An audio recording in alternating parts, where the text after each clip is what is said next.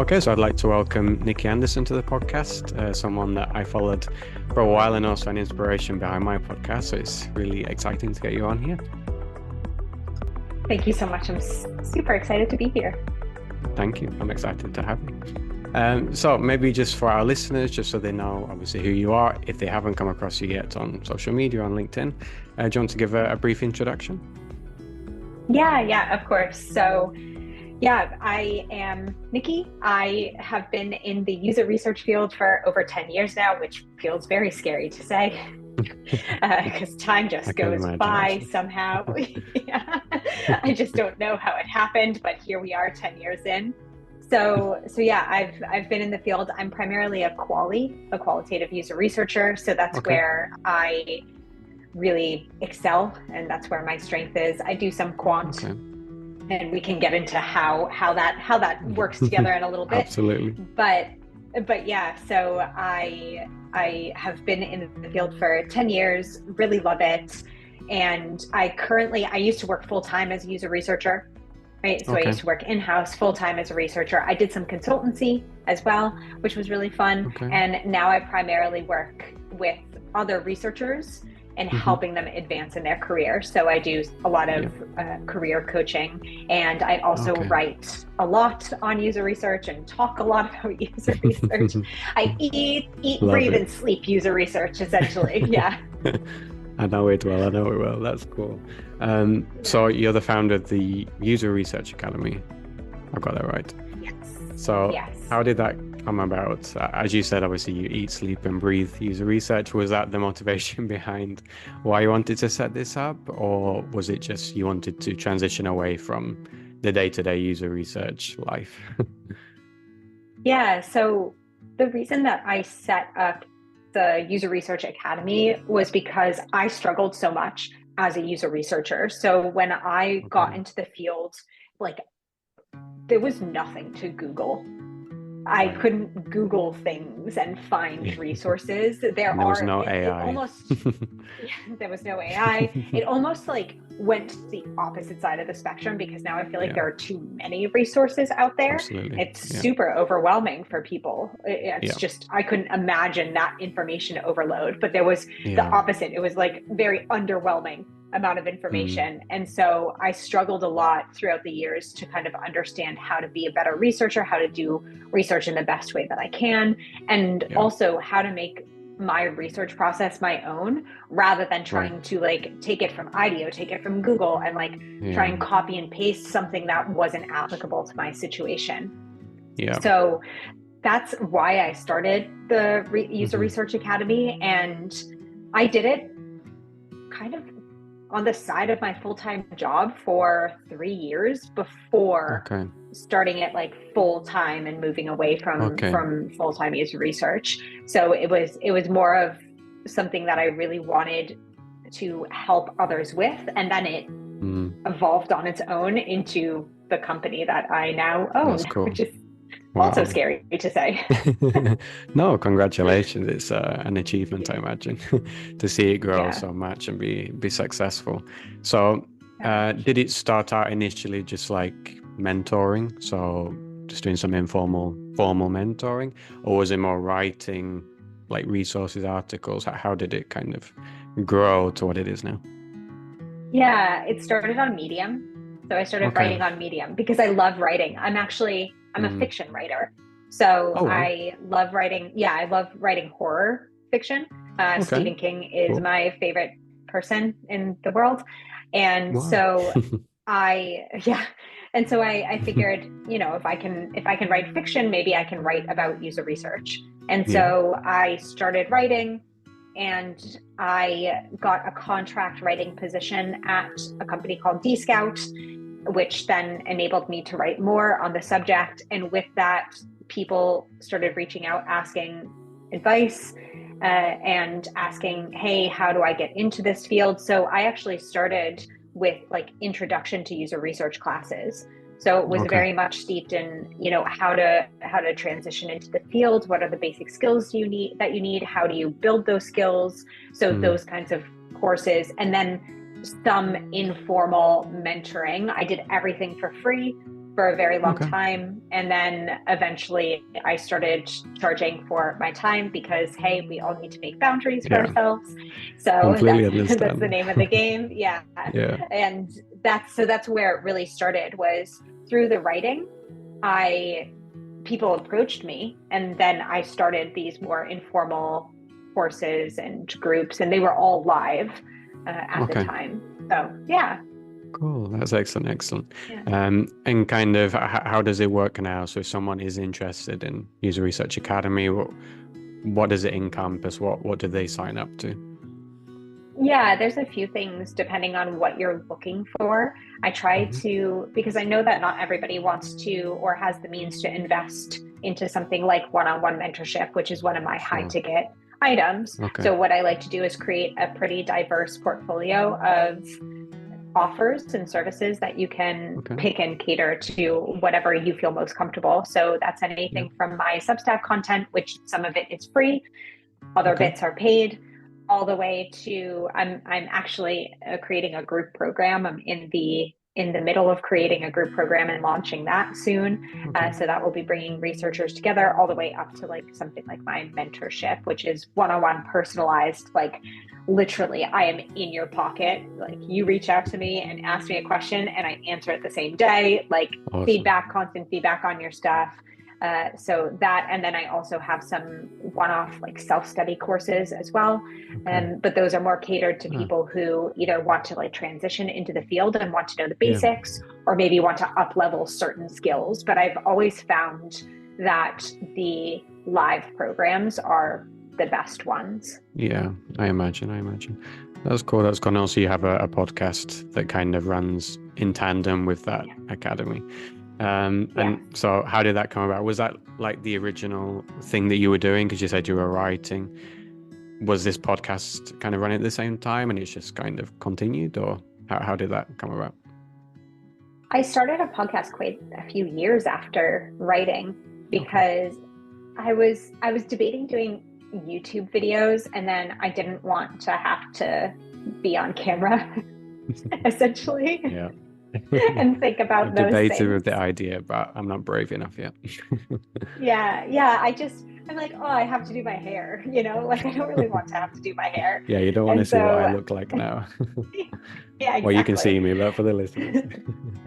Yeah, it's just like I wanted something more casual. So Yeah. I decided to start the podcast, and I decided to start the podcast rather than just information. I wanted to center it around people asking me actual questions.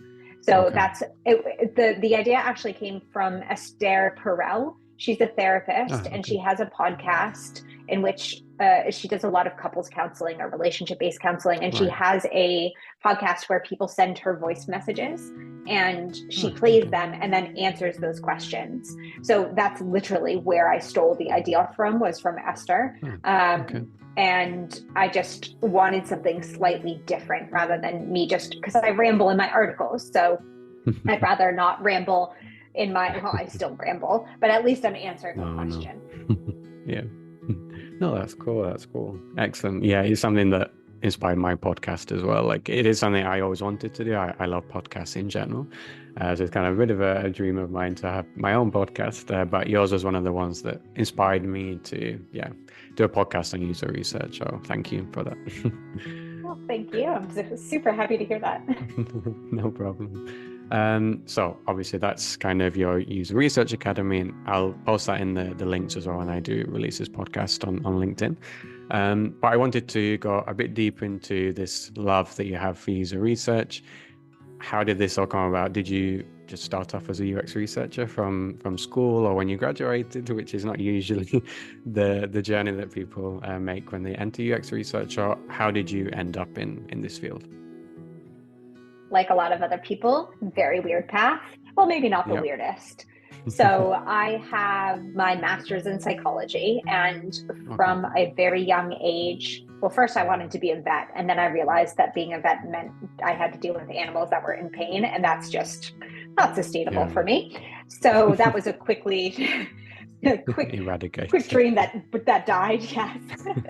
And so then I realized I loved therapy.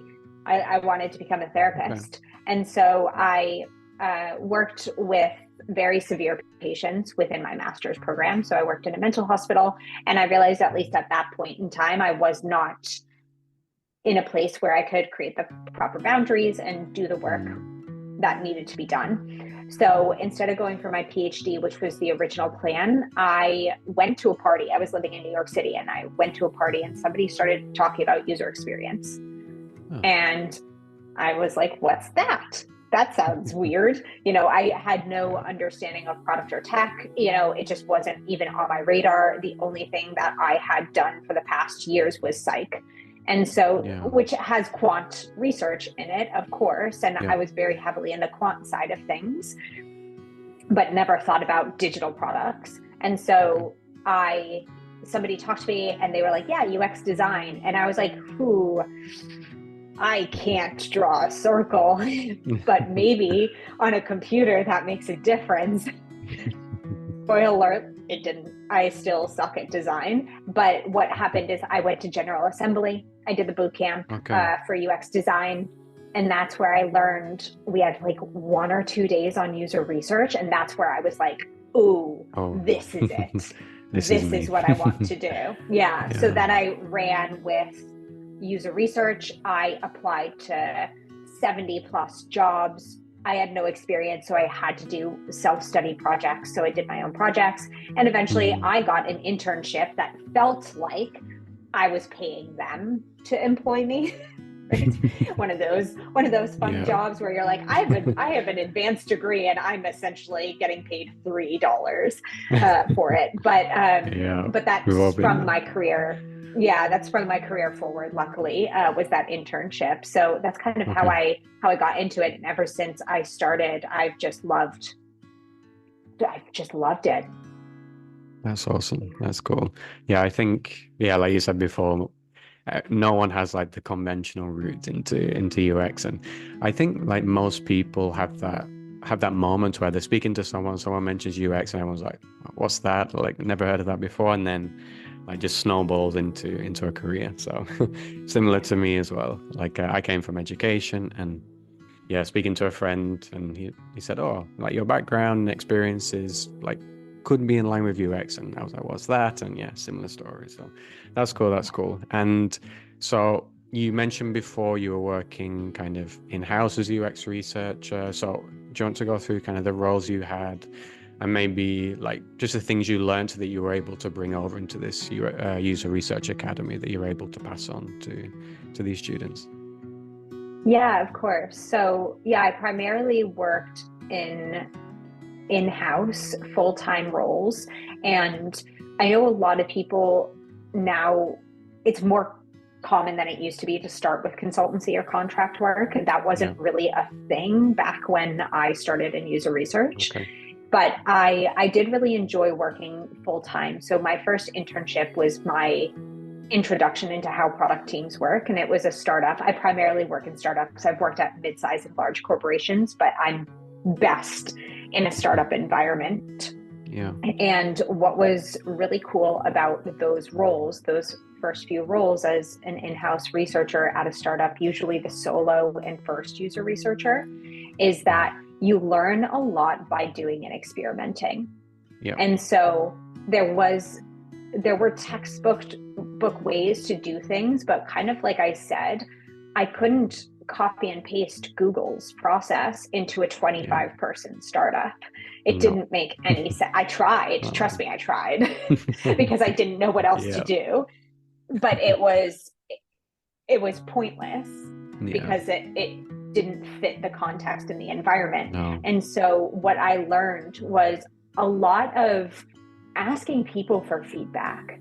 And that's something that I teach a lot within the academy, like through my content and through mentorship, is asking people for constant feedback, because what a user researcher is a support system.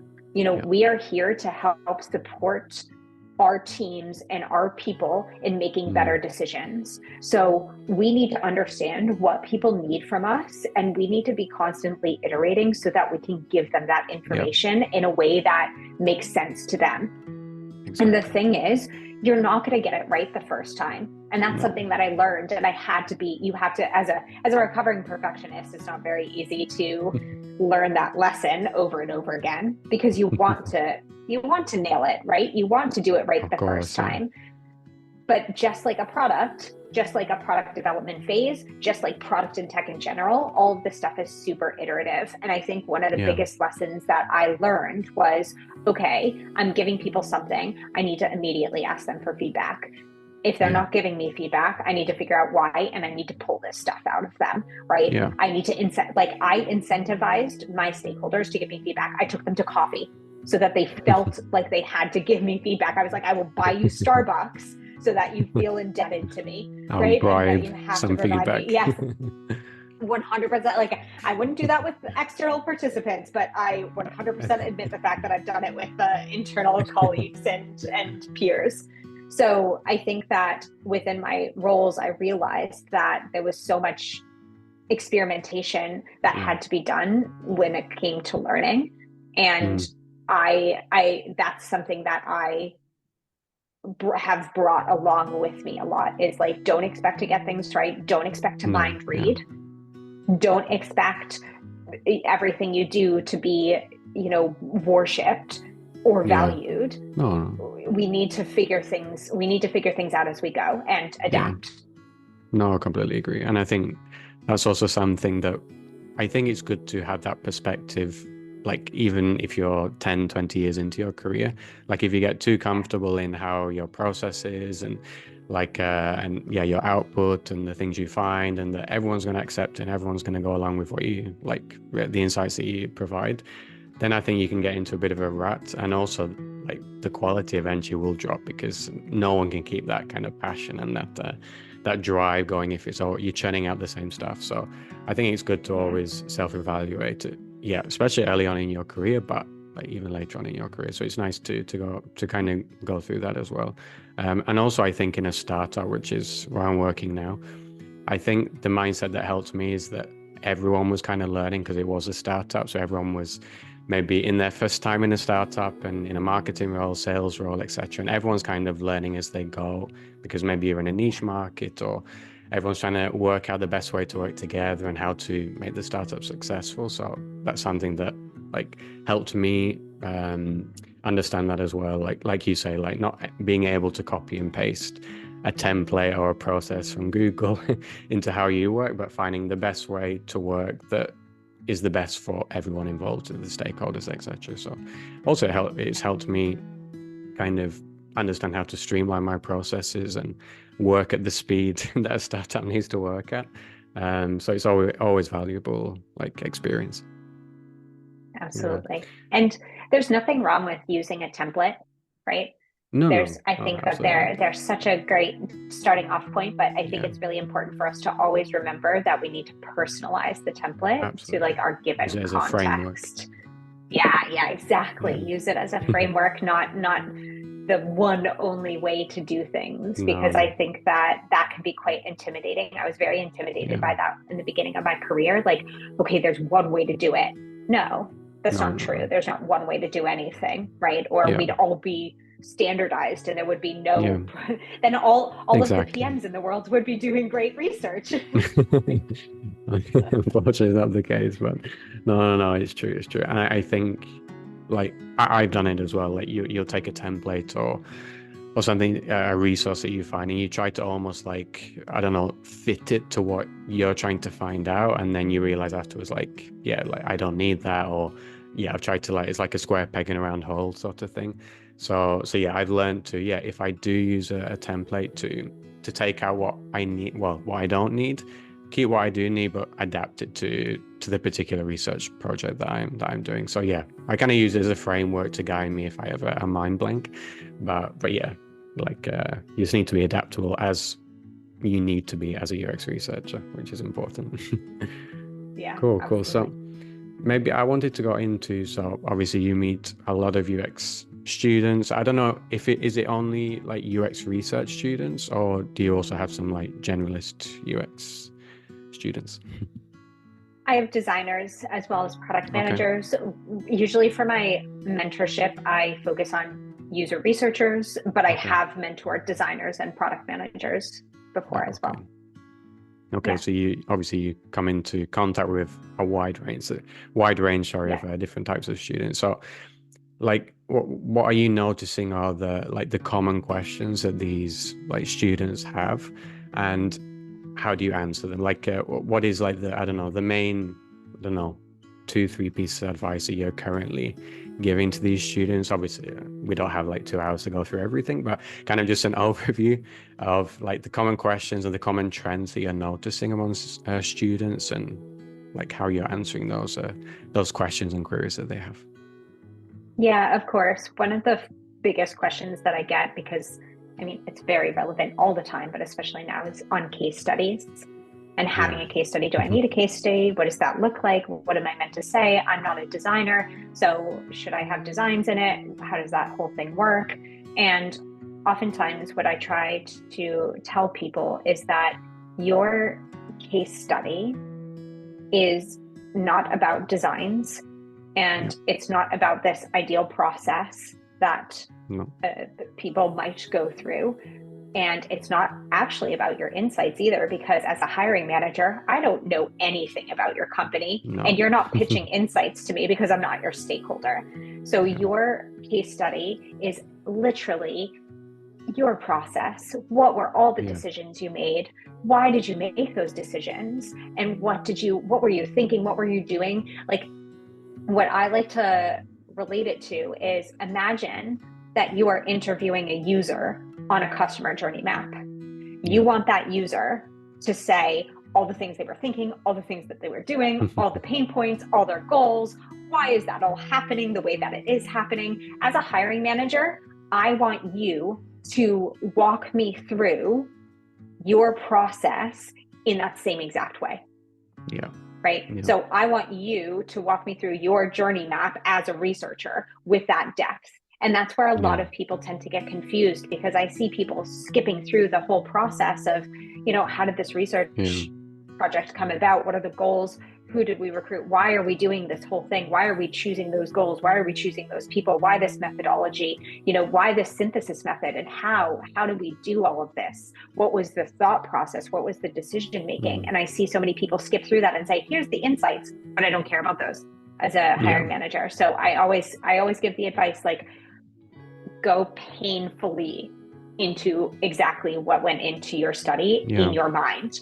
Like, brain dump it onto a piece of paper, and that's your case study, because that's what I care about, because I am assessing if that process that you went through makes sense at our current organization or not. And if it doesn't, that is not a bad thing, because what you're doing is you're giving me all the information I need to know to make sure that you would be successful at this organization. I'm not saying that your process isn't good enough. I'm not saying that it's bad. I'm not saying that it's stupid. What I'm saying is, hey, your process at this large corporation might not work at this 25-person startup. Let me then ask you some more questions that might get me an indicator of whether it might be a good fit anyways. Right? Yeah, absolutely. So nothing's wrong, Yeah. but it's just, we need all of this information so that we can make a more informed decision, and so that we can ask you the right questions that we need to ask you, rather than taking the whole time asking questions based on the process that I expected you to explain in the first place. Absolutely. If that makes sense. Yeah. No, that absolutely makes sense. Yeah. And because, I've been through this many times. I've rehashed my case studies like 20 times, I think. And you do get like varying feedback as well from hiring managers, but also from mentors, etc. And like you said, like, probably it's dependent on the organization and what they expect and the processes that they currently go through, dependent on their size. What advice would you give? Because I've heard it to me personally that it's too long. I'm not going to read all of that text. That, like, your process seems thorough and in depth, but it's too long. Like, as in, because you mentioned before, like a brain dump of all your process, etc. I've done that before, and then I was told it was too much and too in depth, and had to like streamline it a bit. So in that case, if someone does receive that feedback that there's too much detail, how would you kind of find that balancing act between providing enough detail to show your thought processes, but not be too much that they're going to not look at it because they've got 200 other applications and they're not going to read your whole case study? How would you balance that?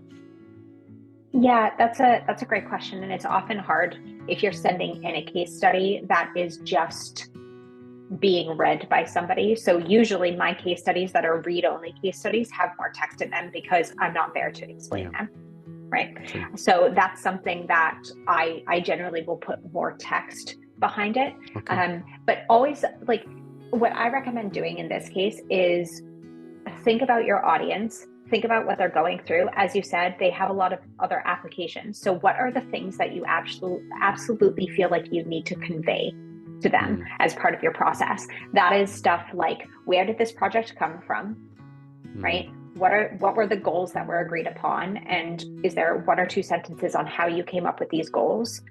What is the recruitment? Why those people? Give a screenshot of a screenshot of a screener survey is great, right? So instead of writing the text, then you have the screenshot of the screener survey, right? Then methodology, a few sentences on why, right? And then what you actually did, conducted the research, and then analyzing. That's where I would actually spend more time, is explaining your analysis process within the actual case study and text, because that is the part that is often mysterious and often skipped. So that's where I would put a little bit more time in and put a few more sentences into that, but just explaining, hey, I did affinity diagramming because of this reason. I used global tags versus project-based tags. So I did like global tags, or I didn't do grounded theory, like I used the more global tag approach because of this, and this reason, right? Because it matched with our goals, right? And then, hey, here was the impact of it. And that's where you can also spend some more time, right? And so honestly, something that I started doing, and I don't know if people like this or not, but I started recording a video of me explaining my case study. So I recorded like a 10-minute, 15-minute video of me going through my case study and just adding in a little bit of information and color to that. And I did it on Loom, you can do it on Zoom, you can do it on whatever recording device. And it also showed a little bit more personality. So that's also something that you can do if that's something that you're comfortable with. Don't feel like that's necessary. It's not necessary.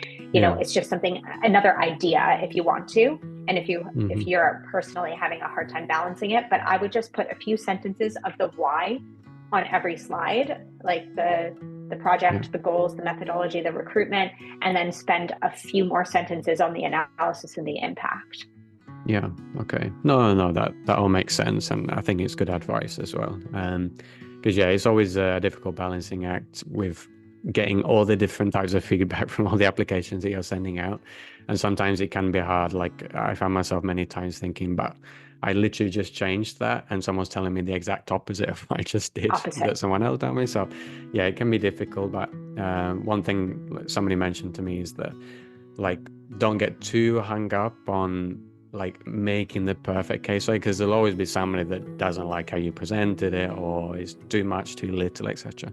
Just try to find the happy medium, but make sure, like you said before, that you include all of your thought processes, why you chose certain methodologies, why you came to a certain decision, and because that's what most people are interested in, like your thought process and whether that's going to fit into their culture or their process of their organization. So thank you for sharing. And I would also say that you can like send a long version and send a short version. Awesome. Send both if you want to, so that they can self-select into like they can self-select into whichever version. And then you're also showing them that you have a varied skill set and saying, hey, imagine if I was sitting down with a team and I needed to do an in-depth report. Okay, that's there. And then imagine if I was sitting with another group of stakeholders that needed a more executive report. Okay, well, I just learned from you sending me these 2 different versions that you have that skill set, and that's a very necessary skill set for user researchers. So, send them both. And as you said, 80-20, just like with product, we're going to make 80% of users happy and 20% of them, no matter what we do, are always going to be pissed off and hate us. So same thing goes with jobs. Exactly. It's a good thing to remember also for job applications. Thank you. We'll end it here because I know that you've got a busy life and you've got something you need to do after this. So, but thank you for kind of explaining your career progression and how you got into doing what you do now with the User Research Academy, and also going into a bit of advice for people who are trying to enter the field. So thank you. Yeah, of course. And I would say one quick thing, if you're trying to enter the field, don't choose a thing that you want to do for a portfolio piece that you actually care about. Yeah. If you feel like you have to do your own case study, which a lot of people do at this point, choose something that you actually care about. And most importantly, choose something that you have access to people for, right? Yeah, so absolutely. I'm obsessed with World of Warcraft. It's a video game. That's what I did. One of my first case studies was on World of Warcraft, because not only did I have a huge passion for it, but I had a lot of friends who played it. So I had access to users. Same with fiction writing. I had a writing group. So I tried to understand how writers track their writing, something I'm passionate about and also something I have access to. So if you are finding that you have to do your own case study and push yourself forward, that's totally fine. It's 100% amazing. One thing that I saw that was wonderful that somebody did in their own self-study case study was they put a little thing on each slide, or slides that were applicable, a little box saying, if I were on a team, I might have to do this. Nice. Yeah. Right. So they so also they understand called, that I did this in a vacuum, but if I was with a product team, this is where I would want to do a kickoff, but I didn't have to do a kickoff because it was my own portfolio piece, right? It was my own case study. I just kicked off with myself, right? So that's also something that you can do to demonstrate the fact that you understand that you did it in a vacuum, but you're knowledgeable enough about the process to know that there were points that you would have to change. Right. So choose something that you care about, that you have access to, and also feel free to put in that context and color of like, hey, I understand that I am doing this on my own, but if I was working with a product team, this is where I would pull them into analysis. Yeah. Right. Exactly. Yeah. No, that's a nice point. Yeah, because if you are transitioning career and you haven't had your first role, it can be difficult to put together meaningful case studies that aren't the traditional I redesign Spotify case study. It's nice to do something like you said, that you have access to people that you can use for interviews or surveys or testing, usability tests, or whatever you want to do. That's important. Then like you can demonstrate the analysis you did and also the outcomes of that. So no, that's really cool. Thank you. Yeah, and thank you for coming on the podcast. I really appreciate it. Maybe we'll get you on for I don't know, a part 2 where we can go into a bit more detail on the different types of methodologies and stuff for our listeners. But yeah, thank you again. Thank you so much for having me on, and I would absolutely love to do a part 2. Oh, thank you. That's nice to hear. Thank you. Bye. Thank you. Bye.